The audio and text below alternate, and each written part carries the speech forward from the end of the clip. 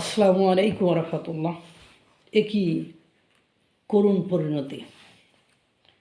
এমনিতে ওসমান হাদিকে গুলি করার কারণে বাংলাদেশে একটা তোলপাড় শুরু হয়েছে।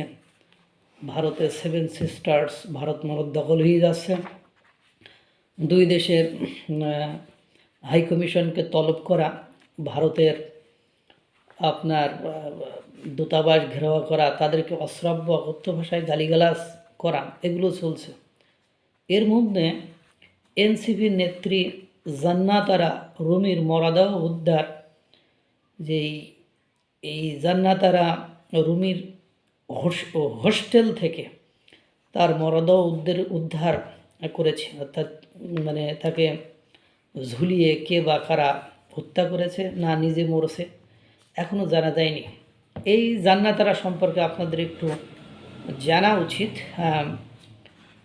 অল্প কিছুদিন আগে ধানমন্ডি 32 নম্বরে একজন মায়ের বয়সের মহিলারে হিজাব টেনে খুলে ফেলে এবং তাকে অপমানজনকভাবে রাস্তার মাঝে দাঁড়িয়ে লাঠি দিয়ে পিটায় যে মেয়েটি, সেই মেয়েটি এই জান্নাতারা।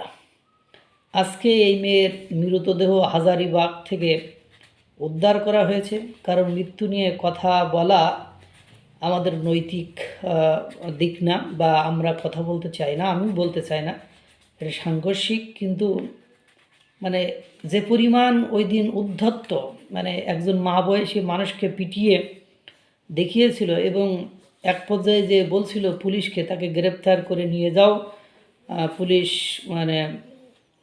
এবং আরও বলেছিল যে তার নামে একটা হত্যা মামলা দিয়ে তাকে আটকাদেশ দেখো।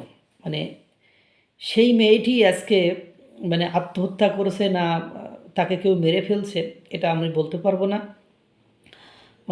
এরকম একটা অবস্থায় হয়ে গিয়েছে যে কি একটা বিদঘুটে অবস্থার ভেতরে এনসিপির নেত্রী আর এক নেত্রী জান্নাতারা ঝুমা, যাকে ধানমন্ডি 32 ওখানে ওই মহিলাকে অপদস্থ অপমান করার পরে বাংলাদেশ সহ পুরো বিশ্বের মানুষ জানতে পেরেছিল যে এনসিপির জেনজির জান্নাতারা ঝুমার তার পারিবারিক সংস্কৃতি বা কালচার কী শিখেছে, তার জীবনের ইতি এত দ্রুত যে ঘটবে এটা কেউই বুঝতে পারে নাই।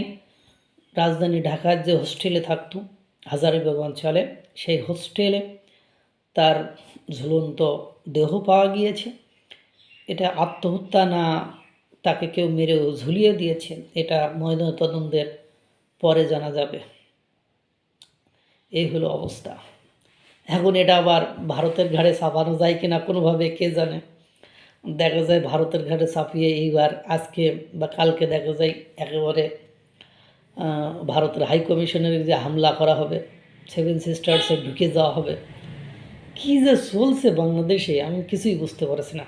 আল্লাহ তাআলা সকলকে ভালো রাখুক, সুস্থ রাখুক। আসসালামু আলাইকুম ওয়া রাহমাতুল্লাহ।